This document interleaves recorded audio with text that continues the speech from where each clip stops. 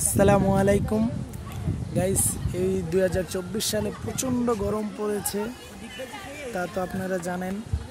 আর এই গরমের ভিতরে আজকে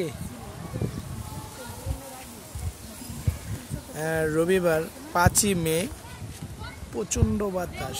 মানে এবারকার গরম আসার পর এত বাতাস ছিল না।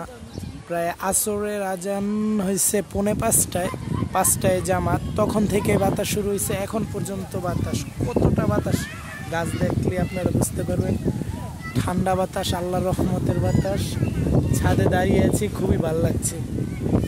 এই গরমের মধ্যে এরকম বাতাস থাকা খুবই, মানে এরকম বাতাস সবসময় থাকে না।